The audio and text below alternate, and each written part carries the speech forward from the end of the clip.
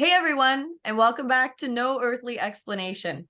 This is the podcast where we dive in and investigate the things that are just unexplainable. For those of you that are new to listening to this, I am your scientific host, Ellie Ringo of Ellie Knows Rocks.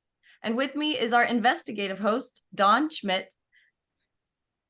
How are you doing this evening, Dawn? I'm trying to choke on my own spit here. It left you speechless. It totally did. The mention of my being here. Wow. I'm so flattered. Oh, great to always be with you, Ellie. So how have you been?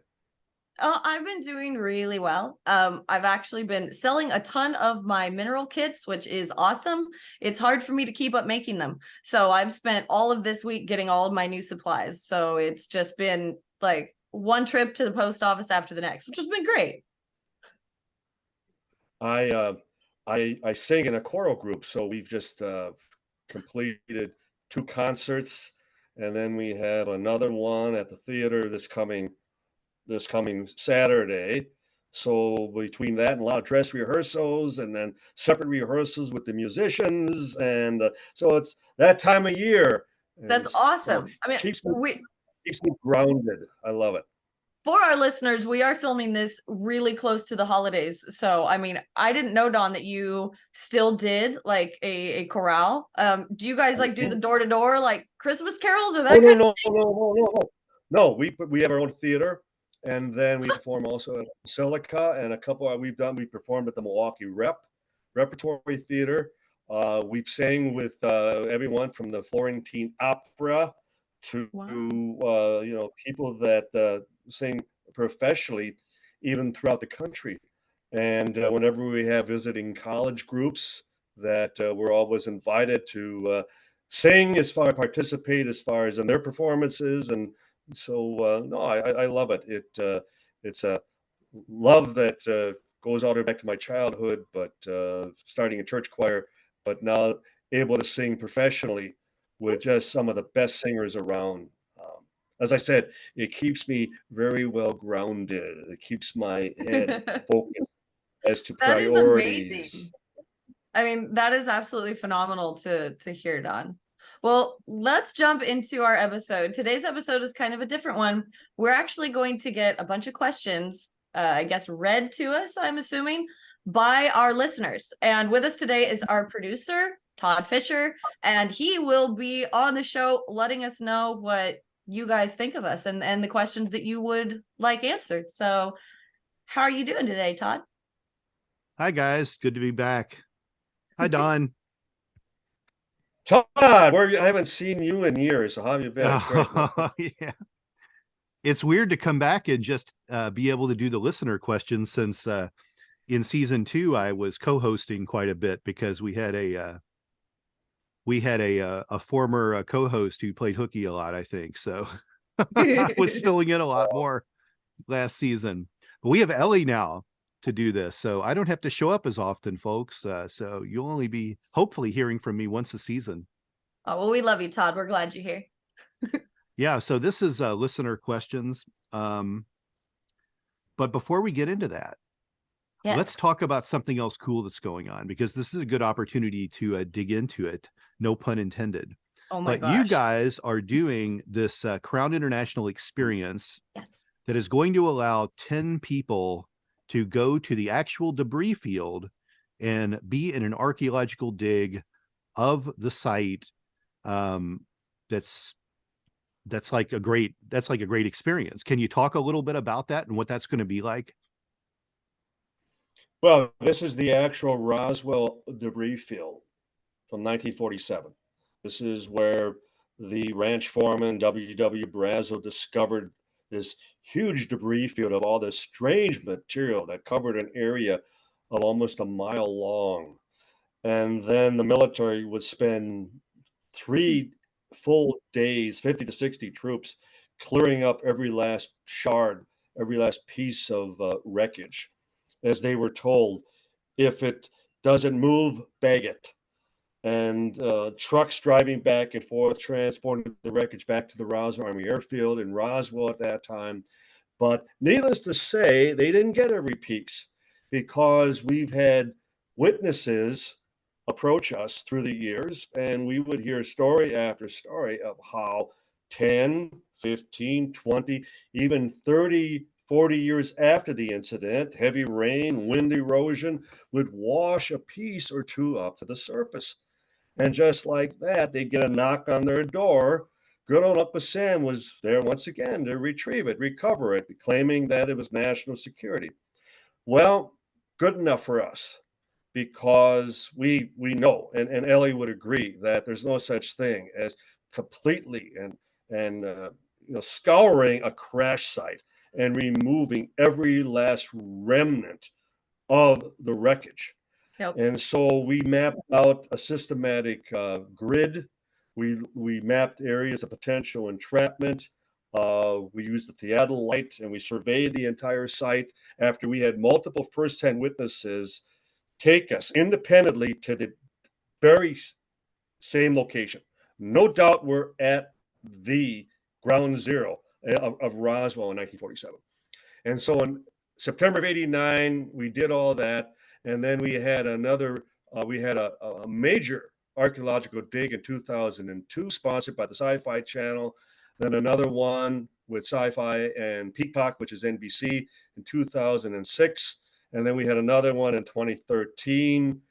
And then we did an area that was a depository site about a mile down from the area where all the sediment, all the runoff from the location would accumulate. And it's time for us to go back. And there's still a good part of the area that we have not searched, that we need to go in with metal detectors, with shaker boxes. We need people to actually assist and be part of what we always have considered something very historic, and accepting that what happened there, that in itself puts it in the same league as being at a famous battlefield. Imagine our listeners, if you could do something like this, like at the Alamo or Little Bighorn or Gettysburg. And this just happens to be the most famous of all UFO incidents, the Roswell crash site. And 10 people can go to this on April 20th and 21st of next year. And all of those details are on the website crowninternational.us. So just look for the experiences section of that website and look at how you can participate in this historic archaeological dig. And just one thing to add to what you just said, Don, back when Sci-Fi Channel sponsored the dig, you and I were part of that. And I think, and correct me if I'm wrong, but was that the first time that maybe scientifically we did prove that was the debris field, because the University of New Mexico's contract archaeology department was there. And to my recollection, their findings were so conclusive that, yes. The book came out, the Roswell Dig Diaries, and half of that book is actually the scientific study, and the other half are the diaries, the journal entries of the dig team members. Well, in 89, we did have archaeologists from Argonne Laboratories. We had our scientific director from the Center for UFO Studies, Dr. Mark Rodiger. There were scientists who were part of that entire project. But again, it was mapping it out. It was preparing. It was getting ready for the 2002. And it's just that it took that many years, not only to put together the funding, but then put together all the personnel involved. And that's why it's going to be so wonderful that scientifically that Ellie will be leading this project along with a number of in her capacity as a geologist, and we'll have a number of archaeologists also on board and potentially another geologist, but that we're going to try to really move the needle, so to speak, and cover more ground, and especially areas of more likelihood of finding something. And that's something else that the listeners also have to consider. Just imagine for any one of you to be there should we actually find something that would once and for all prove that this indeed, was something of no earthly origin, no earthly, manufacture. Sure. And talk about, being part of history. I believe one of the things that I thought was really fascinating with the 2002 dig was I remember them proving the existence of the furrow, that the furrow was not, the gouge was not a natural occurrence. No. And the fact that we had, again, multiple independent witnesses who told us exactly where that gouge was, that back at the time, after the military had completed the cleanup, that people still ventured out there. They still were looking around, hoping that something remained. And there was that telltale, fingerprint of the crash, of the mid-air explosion that rained all that debris to that, site. And always described about 10 foot in width, a few inches deep, hundreds of feet long. And we flagged that, as you remember, Todd. We marked it as far as in 20-foot intervals. And then when we had Alicat, the archaeologist who operated the tractor backhoe, and we had him dig perpendicular to the marked area for the furrow, and the way his ground engineer, watched as the shovel would jump, that it was hitting that pocket of loose sediment and pulling it away. There it was, that symmetrical V right below the surface. I mean, and I'll never forget the archaeologist, Dr. Bill Dolman from the university, calling up, and he was elated. He was practically jumping up and down. Don, it's exactly where you said it was. No, it's exactly where the eyewitnesses said it was. And so you're absolutely correct, Todd, that we confirmed an impact. We confirmed that something did actually strike the ground. Yep. And created that gouge back in 1947. And the other thing is, there were aerial photographs taken of the area by the Bureau of Land Management just the year before. There's no such furrow. It's not there. This just happened at the exact same time that damn weather balloon came down. And as anyone who knows anything about weather balloons, they don't make gouges. They're light. Any impact. They're lightweight. I mean, light as a feather, right? I know. All right, you guys, let's get on these listener questions, because who knows? Made up, yeah. But everybody, go take a look at crowninternational.us and look and see how you can participate in this historic dig. And let's go ahead and dive into some of these. So these are actual listener questions. We do this every season, at least once a season. And they're always fun. So there's a lot of great ones on here for you, Ellie. I think people really want to get to know you. So I'm going to start with you, because Don just did all the talking for 10 minutes. So I'm going to move it over to Ellie. And Don has a lot of good points to make. So the first question is to Ellie. What's the weirdest thing you've ever found while rock collecting? Oh man, a lot, but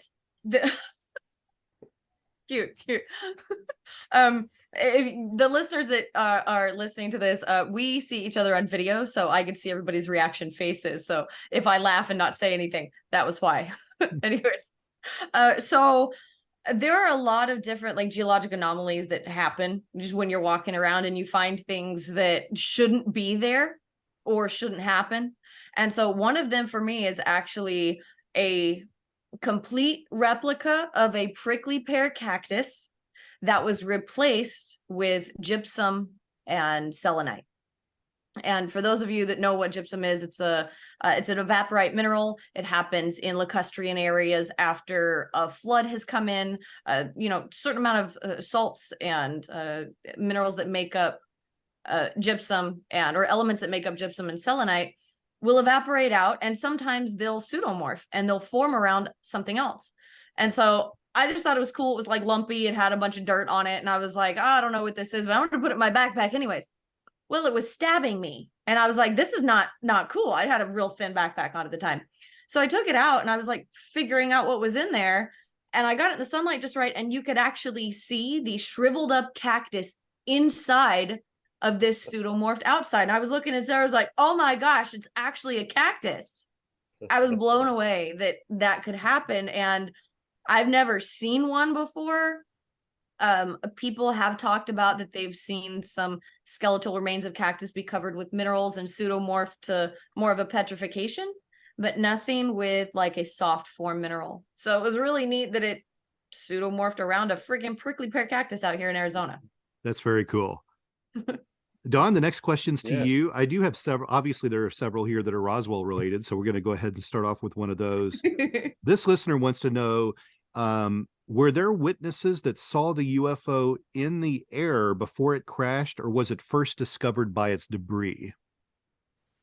There indeed were numerous witnesses who saw it airborne, or then would then assume that it was the same craft as they would hear the rumors of the crash, specifically northwest of Roswell.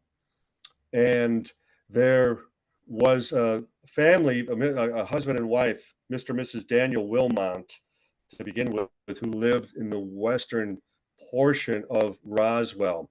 And it was late that afternoon, they saw a dome disc that moved from the south and then moved directly west of town and up towards that very area. So what was interesting is that they reported it to the sheriff's department, and it would make the newspaper, the Roswell Daily Record, the very next day.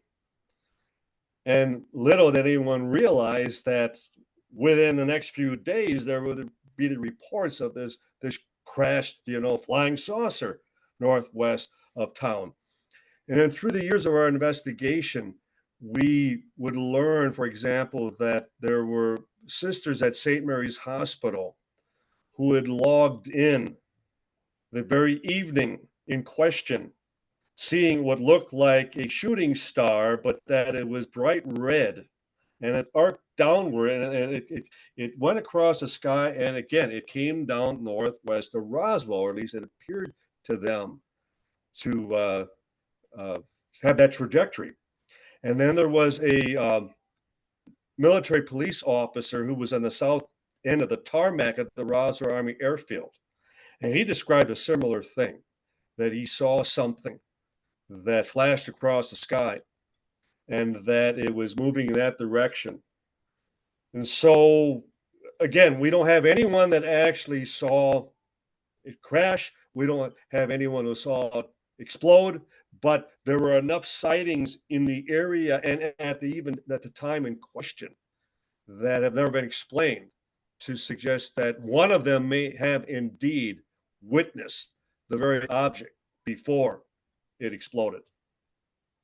Did the newspaper, how did they describe it? Did they describe it as lights or as a saucer? The Wilmot case they described as a dome disc because it was broad daylight. Interesting. It was a late afternoon, and in their case, dome disc, yes. Right. And they used the very term flying saucer. Fascinating. Wow. Is that, and just, I guess is that the first time flying saucer was used? No.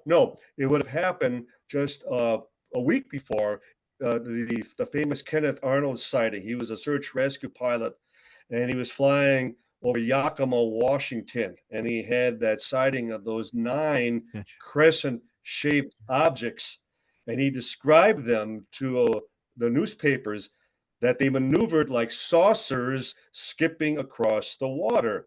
And it was a reporter by the name of Bill Bichette at the Oregonian newspaper who then coined that very phrase, flying saucer. Wow. Term that would last forever. Yeah. Ellie, the next one here is for you. When did you become interested in geology? And what do you think of the Girl Scouts? Would you come to my troop meeting? I can see Boy Scouts, but the Girl Scouts, come on.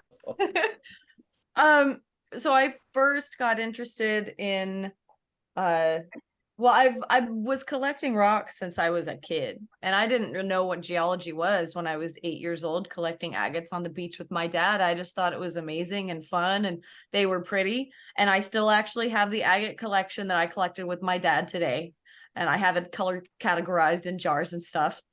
But I didn't know what it was until I was much older, and I decided to go to the Virgin Valley, Nevada, to the Royal Opal Peacock Mine to look for precious fire opal in Nevada. And I thought, oh, this will be fun. I can just go like dig around, because I was always really fascinated with road cuts and things and just rocks in general.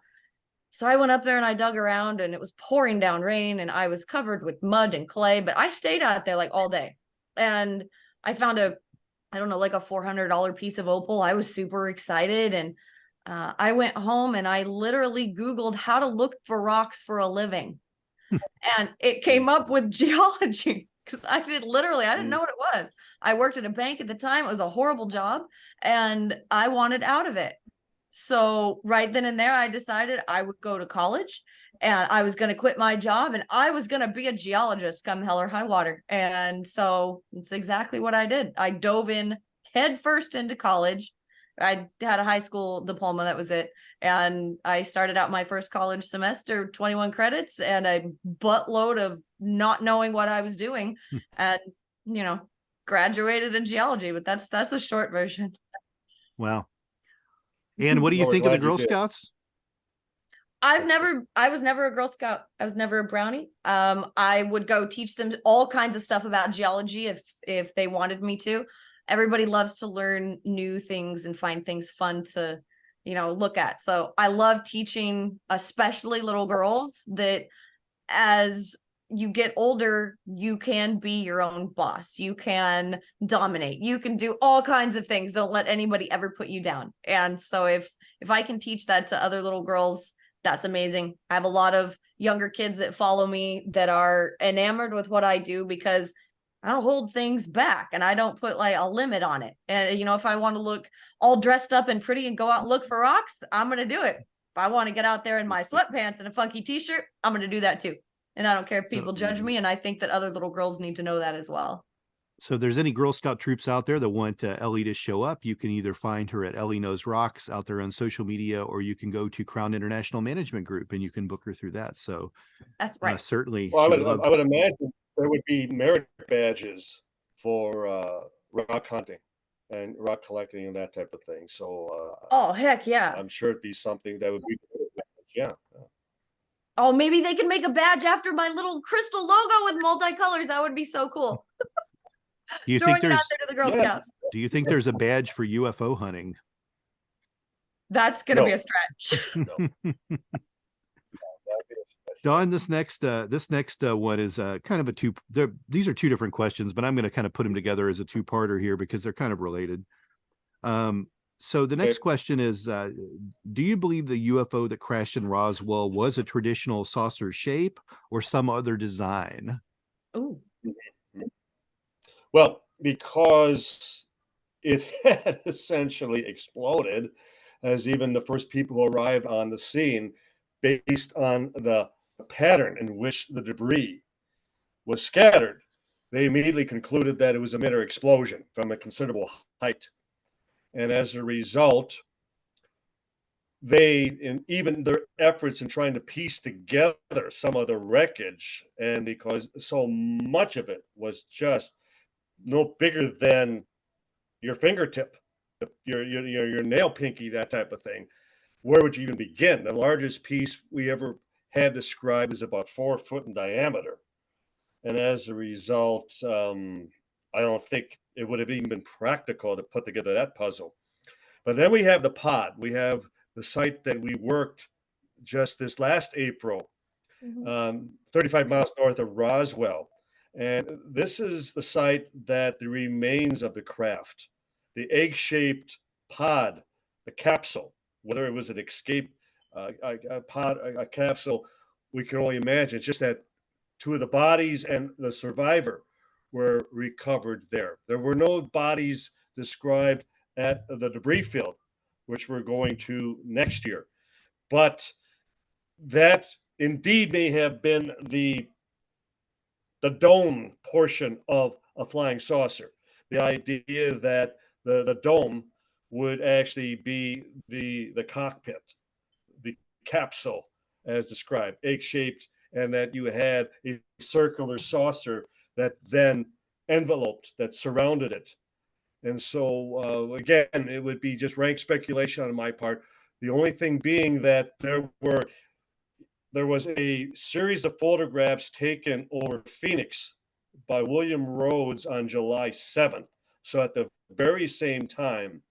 And it was a domed but heel-shaped craft, so almost crescent, like I had mentioned before with the Kenneth Arnold sightings. That it was round in the front and it was curved in the back, and then with a center dome. Was it that very craft? We don't know. Don,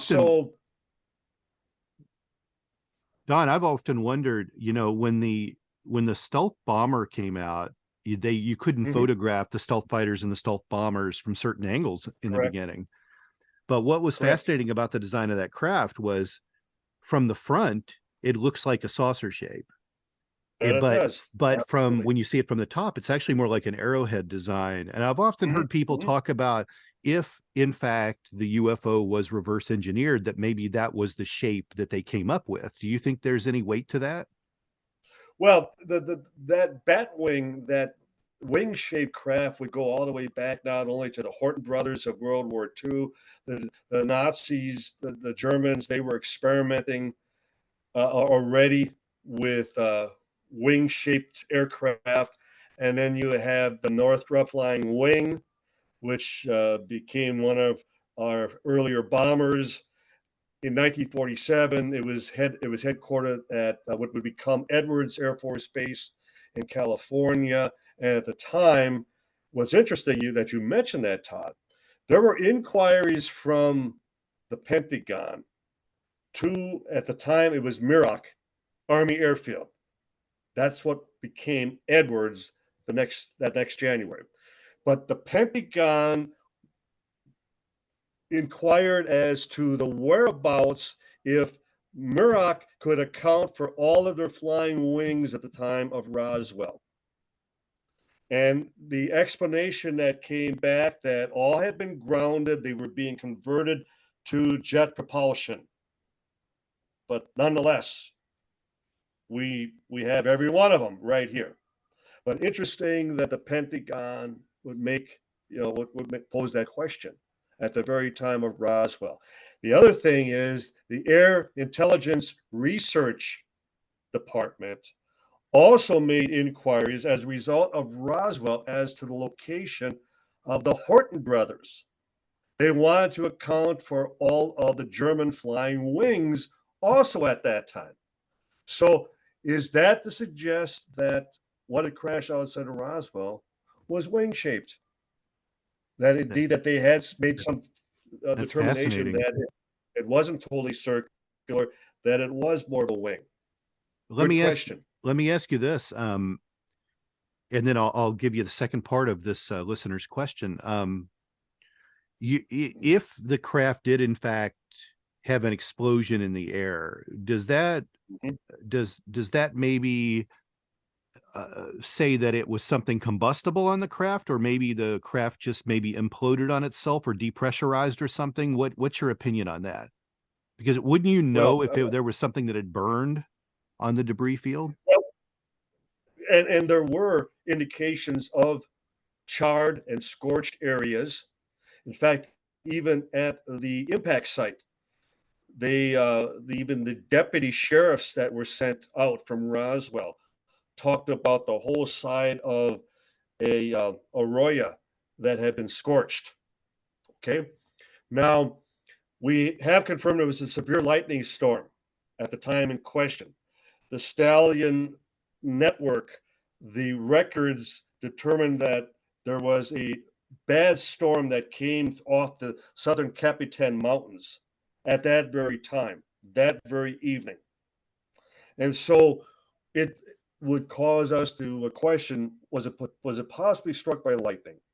Well, one of the things that we're looking into presently, and I had a former radar operator with the CIA actually make this suggestion, because radar was in its infancy at that time in 1947.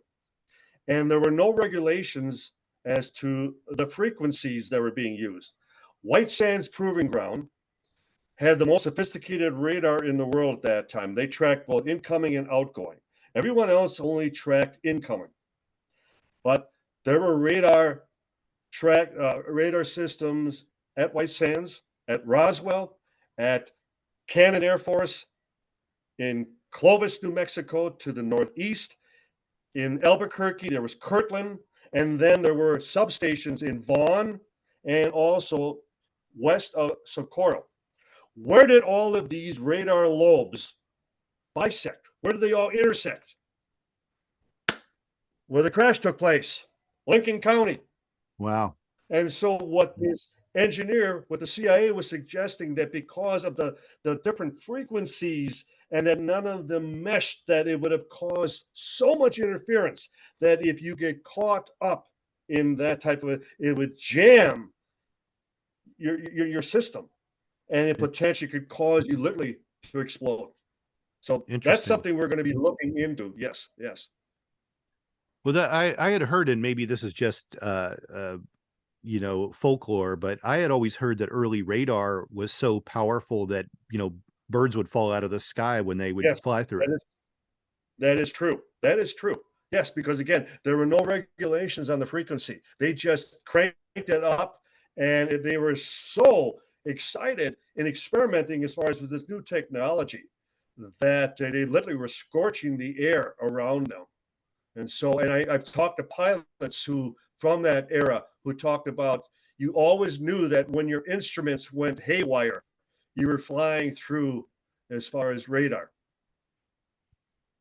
The next question I have for you, Don, is where do you think the bodies from the Roswell crash ended up? Well, we know they immediately went to Wright-Patterson in Dayton, Ohio. We know a number of the bodies transited through Fort Worth, which was going up the chain of command, Carswell Army Airfield. The head of the 8th Air Force there, General Roger Ramey, he was the commanding officer over the commander at Roswell, who was Colonel William Blanchard. And from there, we have heard a number of the bodies went to Bethesda, the Naval Hospital in Washington. And presently, we're convinced that there are at least 5 bodies at Dugway in Utah. And Dugway is often called the second Area 51. And Dugway also is unique in that it has the biological medical research facility. So it would be the perfect place to cryogenically preserve unique specimens, which these bodies would be. I don't believe there are any remains still at Wright-Pat in Dayton. I think they have all been permanently, preserved at one facility, and probably, hundreds of feet down below the surface of the ground. Interesting. Ellie, back to you. This one, I'm very interested about this one. Uh-oh. Can you tell me a behind-the-scenes story from Frozen Gold that never aired on TV? Yeah. Tell everyone a little, for those that don't know, tell them about Frozen Gold first and just set up what that was about. This Frozen Gold is a TV series that aired on the Weather Channel between November 8th of 2022 until March, or no, 2022 until March of 2023. Is that right? Sounds right. Yeah. Sorry. It's difficult sometimes to remember. Anyways, but they are still doing reruns of the whole thing, and I get messages from people all the time. Hey, I just saw you on TV. Blah, blah, it's blah. A reality show, right? It's a reality TV show about 6 Americans that went to Greenland to look for gold. And we actually started one of the first placer mining operations to look for gold in the the glacial till and glacial moraines in Greenland. And so it was awesome from a geology prospect. It was amazing. I got to find things and do some research that I never thought I would be able to do. I made some great friends there in Greenland. The people there are phenomenal. Like, the people in Greenland are amazing. And so I'm so grateful. The Americans I went with, however, not so amazing. Ray is the exception. He's a cool old dude from Alaska. He's pretty awesome. Christian's okay. The rest of them are psycho. And so a fun story that never aired, and this is one of my favorites. Actually, there was a bunch that didn't, and so but this one actually scared me to death. I am sitting there with my producer and my storyteller and the director and our safety pro, and we're all in this huge tent with these heaters and stuff because it's cold. It's Greenland, people. It's in the summertime, but it's like 40 degrees outside. I'm from Arizona. When it's 70 degrees, you get your jacket and you're freezing, you know? So 40 degrees was like awfully freezing. But every time our director and our producer would come over, they would bring bottles of booze. And then, we'd pass them around. We'd all just chit chat about the day. So there's a fair few of us in there. I'm talking to one of the DPs. I'm so excited about my drink because it had a piece of an iceberg that we chipped off from the shoreline. And so I am cooling my booze with a piece of iceberg. Who gets to do that, right? That's great. So I was just like, oh, this is so cool. And they were asking me about my history and how I grew up in a zoo and all of these things. And all of a sudden, the door comes slamming open. One of the twins rushes in and says, she's a liar. She's a cheat. She's going to get us all arrested. And everybody looks at the door and went, what? What's going on? And I sat there and she's like, she's a horrible person. She's like pointing at me. And I'm like, what are you guys talking about? She's all, she said to everybody, she's told the world that everybody's doing drugs. And I went, excuse me? And I'm sitting there, I'm holding my drink and I'm looking over at the producer and the safety guy going, these people are nuts. I told you they were crazy. This is insane. So all of a sudden her sister runs in behind her and leaps across the table at me. I jump up out of my chair and I run around to my producer and the director going, I don't know what they're on or what's going on, but please protect me. I don't want to get beat up. And they just went apeshit crazy. Oh, sorry. I probably can't say that on here. I apologize. Okay. They just went nuts. Okay. And for no reason, I still don't know, but apparently somebody had told them that I started a rumor that everybody on site was doing drugs and that we were all going to get arrested at the airport. I literally, they have no idea what they were talking about, but boy, it made for an interesting, really exciting evening. And I got to watch a larger middle-aged woman roll off a table and fall onto the floor, which was really entertaining. This is what happens when you put a bunch of crazy people in an isolated Arctic area. Didn't you see the movie The Thing? That's right. So, it was a blast. Cabin fever. It's cabin fever. Yeah. That's great. Needless to say, I slept with a knife under my pillow. Nothing towards, anybody that was there. The crew was awesome. I can't say enough about them. The people were cool. It was the Americans they hired. They really needed to vet these people a little bit better. Wow. That's incredible. Dawn, back to you. This is interesting. When someone comes forward claiming to have information on Roswell, how do you investigate their claims? Ooh. Is there a vetting process that you do as an investigator? How does that work? Oh, absolutely. In fact, one of the wonderful tools that we had from the very beginning is there were only 2 years that the Roswell Army Airfield actually had an annual yearbook. And 1947 happened to be one of them. And a good half of the personnel on the base at that time are in the book. We had all of these names to start with. And it was just a matter of back at the time when you didn't have a CD-ROM that you could pop in and you could track down the whereabouts or go online and enter a name and come up with their phone number and their address. We had to actually track these people down. We had nothing but names, but nonetheless we had starting points. And the other thing is that we had city directories from Roswell. So you claim you worked at the lumber yard in Roswell back at that time, and you better be in that city directory. And then we also had phone books from Roswell in 1947. So first thing is you establish their being at the scene of the crime, so to speak, that they're there. And if not, well, you better have good documentation demonstrating how you happen to be there at the time. Now, one of them, for example, he was a crash investigator for Boeing Airlines at that time. And he just happened to have two homes, One was in western Texas, and one was in Hobbs, New Mexico, east of Roswell, about an hour east of Roswell. Well, he had just finished work at the White Sands Proving Ground on a crash investigation, and he passed through Roswell. And wouldn't you know it, he was at the base, and they said, "We have something we'd like you to look at." So they drove him out to the crash site, and they asked him, "What do you make of this?"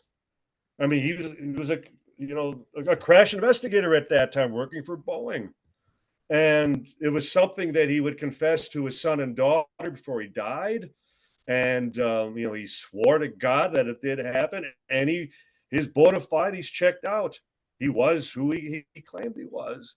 So yes, we absolutely vet all of our witnesses. But the one thing I need to emphasize to both of you is that anytime a witness would ever come forward to us, our shields would go up, because the vast majority of the Roswell witnesses are very reluctant because of all the intimidation, of all the threats, winding up in Leavenworth prison, being physically harmed, civilians having their children killed if they ever spoke out of turn, that type of thing.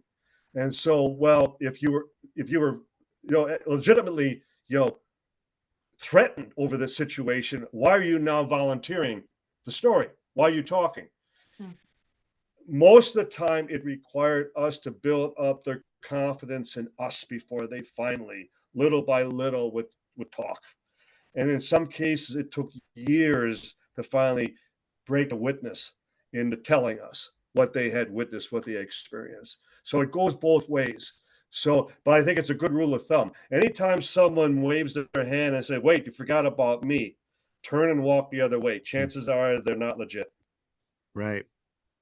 We're getting down to the last few questions here. Ellie, what's your favorite kind of rock or crystal?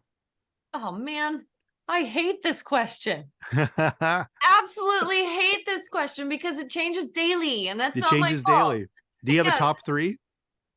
I have a top some. So rocks and minerals are two very different things. Just to preface this, a mineral is made up of one or more elements, and a rock is made up of one or two or more minerals. So very different. But if I have a favorite rock, it is definitely a gneissic banded metamorphic rock. And you all can look this up. They're very beautiful. I absolutely love them. The best ones that I've ever seen or stood next to were in Greenland. They're beautiful, nice there. And I would say that in my top three favorite minerals, corundum's at the top. I absolutely love corundum. It makes both sapphires and rubies, for those of you wondering. I really love turquoise because it's just stunning. I love aragonite. I like most beryl just because it looks pretty cool. And topaz is kind of up there as well. So I don't have like a specific. And I mean, if I'm in a mood where I'm opening geodes all day, that's my new favorite. Oh my gosh, I have to figure that out.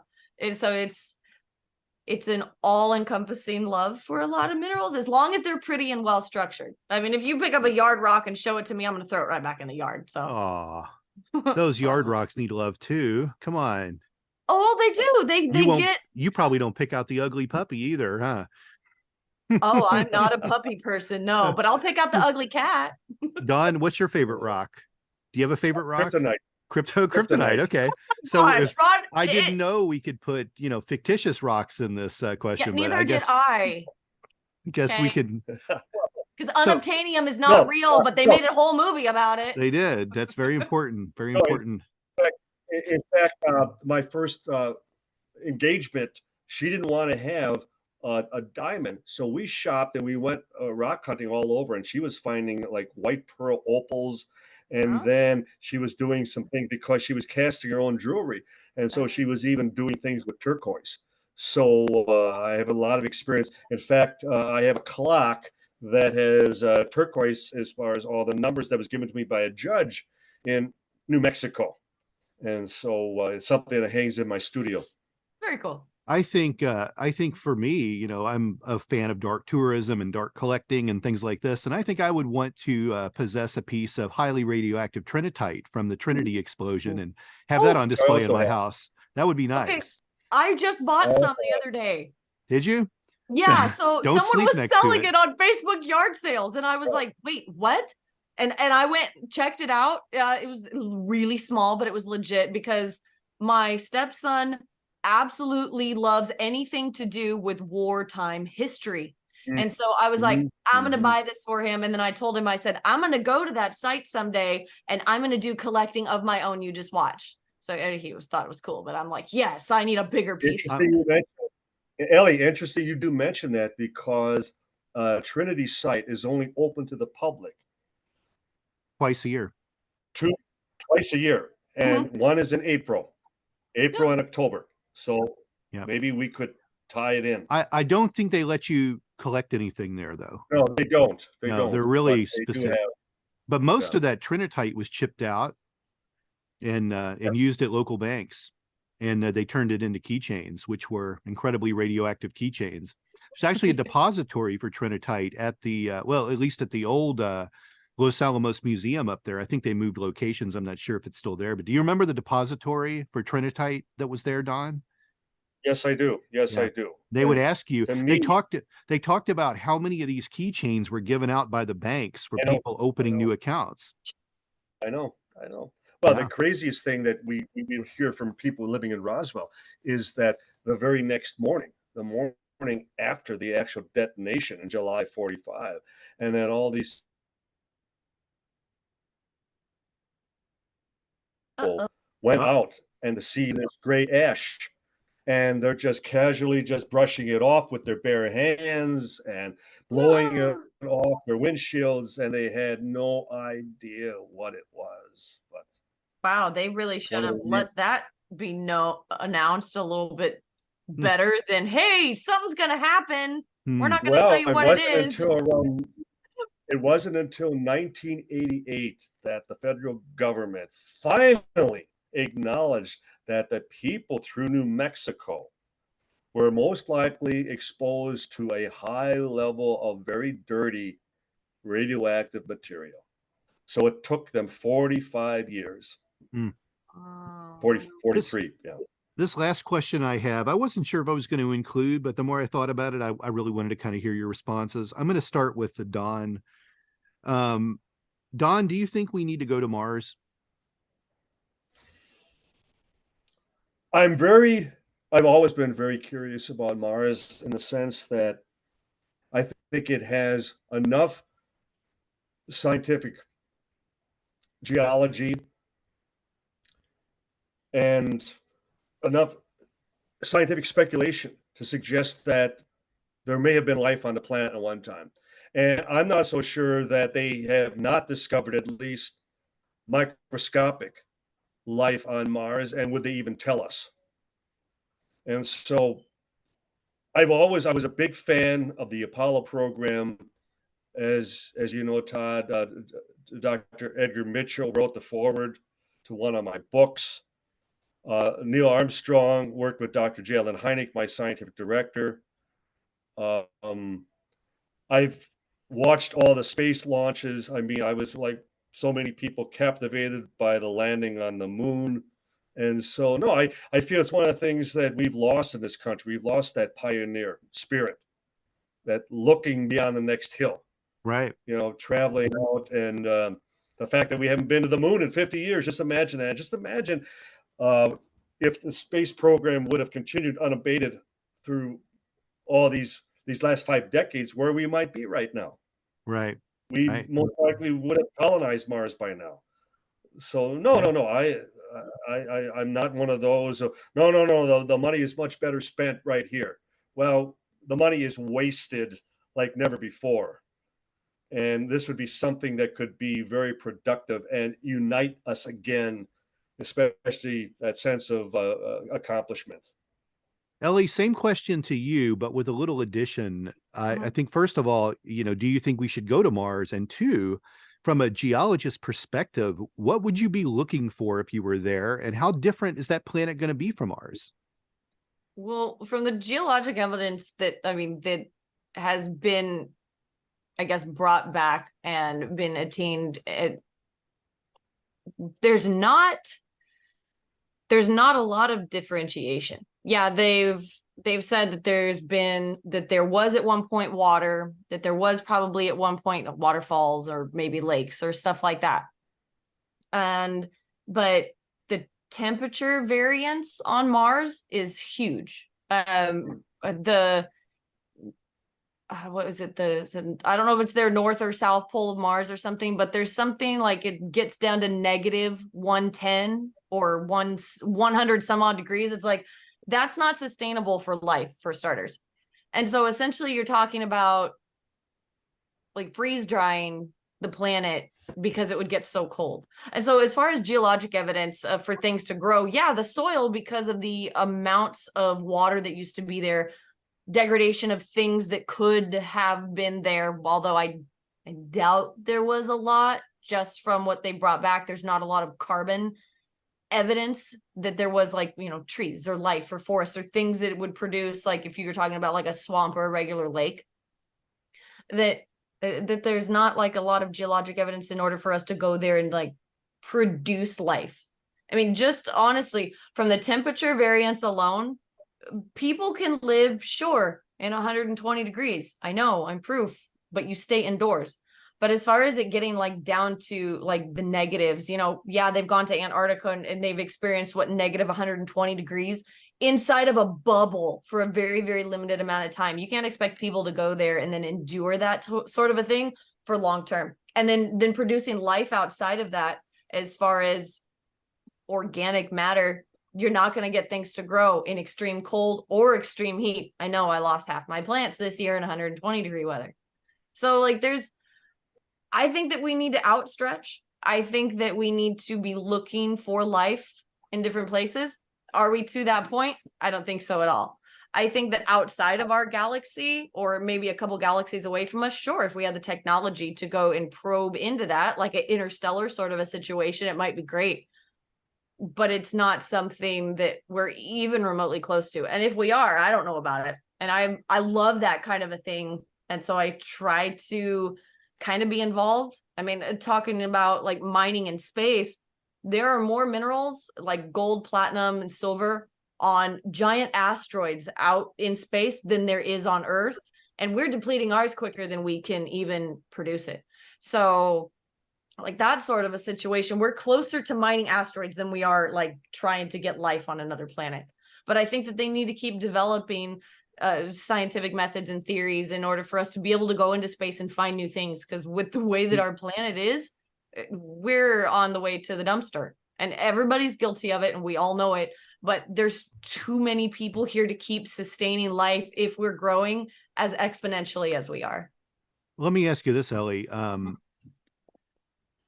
Do you think that it's possible that Mars would have the possibility to have things like, precious gems? Would diamonds be there? Or is there enough evidence to support that we might have there might be things like that on that planet?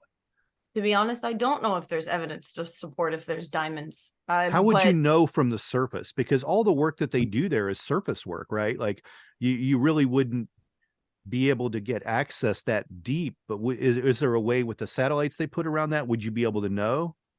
To be mapping anywhere where there is volcanic activity or past volcanic activity, because diamonds are produced under pressure.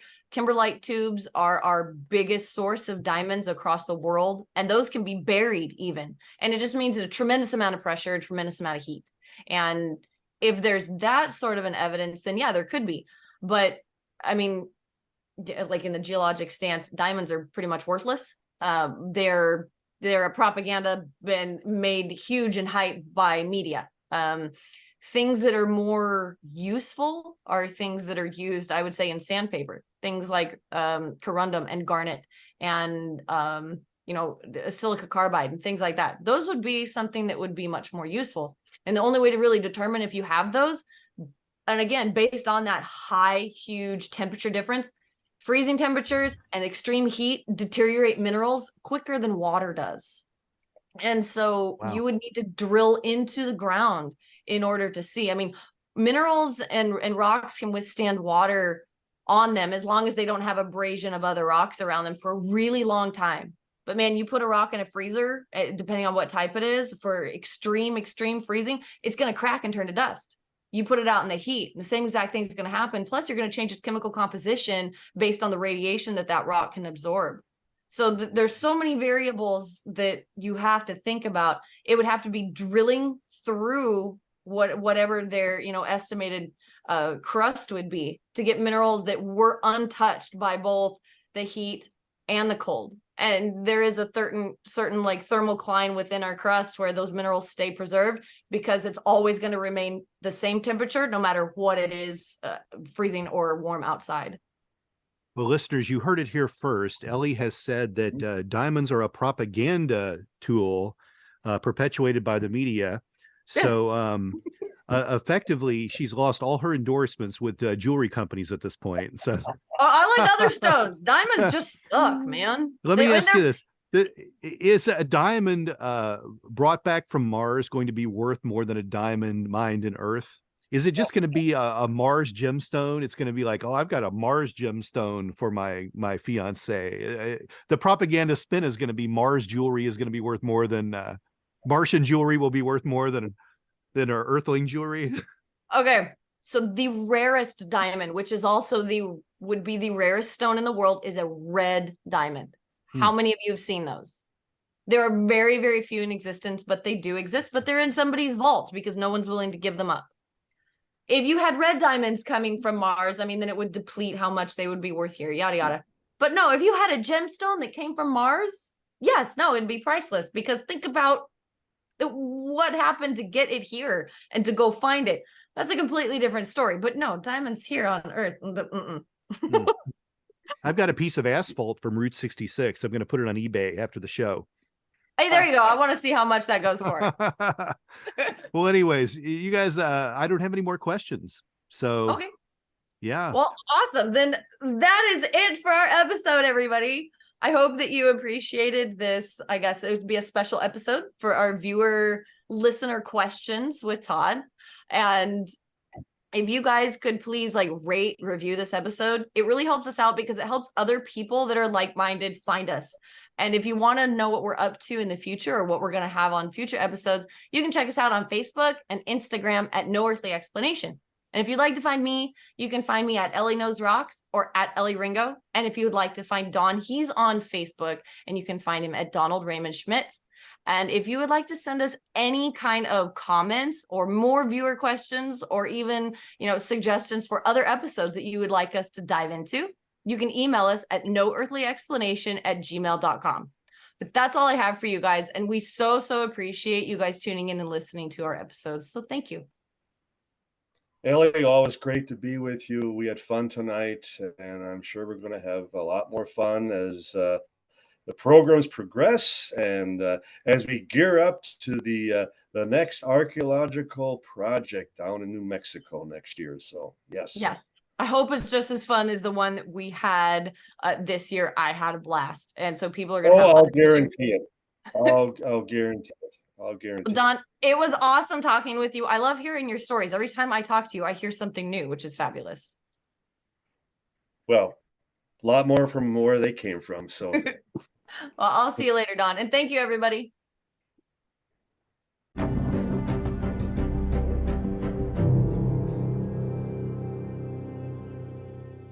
Metacortex Publishing hopes that you've enjoyed this presentation. Please take a moment to listen to some other podcast offerings from Metacortex Publishing. Cult Following is a podcast that studies the personalities and common traits of cult leaders and their followers. Get the real story behind these infamous and oftentimes tragic cults from a new perspective, through exhaustive research, and from interviews with people that were there. Available anywhere you listen to podcasts. A quest is a search for something. And every week, the Quest podcast will show you how we know what we know through interviews with people that have incredible stories of dedication and perseverance. I'm your host, Todd Fischer. Join me in this thought-provoking and inspiring podcast of discovery. Find us anywhere you listen to podcasts.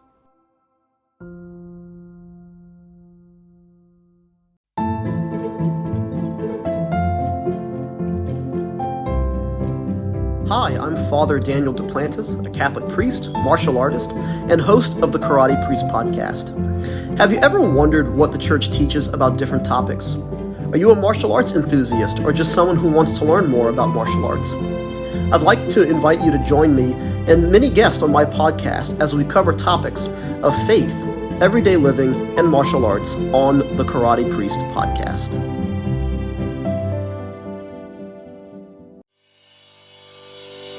Thank you for listening to this podcast. Please be sure to rate and review this episode. This podcast is produced by Todd Fischer and Anthony Smith and is distributed by Metacortex Publishing. This podcast is copyright. Any previously trademarked or copyright content is used by permission. Information and opinions stated in this podcast should not be construed as medical advice. Please be sure to visit the official website for Metacortex Publishing at metacortexpublishing.com or find us on social media for other unique content.